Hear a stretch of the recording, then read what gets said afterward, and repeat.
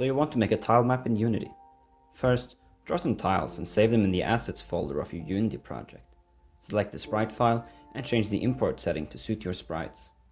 Just remember to set the sprite mode to multiple if you're using a sprite sheet. Hit apply and click the sprite editor button. Click slice and change type to grid by cell size. Type in the resolution of each tile, click slice and then apply. Your sprite sheet is now divided into separate sprites for each tile. Go to the Window tab at the top of your screen and choose 2D, then Tile Palette.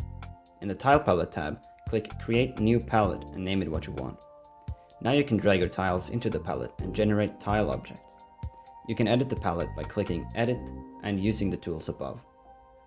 Now, let's make the tile map. Click gameobject at the top of the screen, go to 2D object and then tilemap. A grid with a tilemapped gameobject as a child will appear in the hierarchy. Select the tilemap object. Now you can draw tiles in the scene using the same tools as before. Let's add some colliders. Make sure your tilemap is selected and move to the inspector. Add a tilemap collider component and check the Used by Composite checkbox. Then add a composite collider. Change the body type of the rigid body component to static. You can also choose if you want the colliders to be filled or just an outline.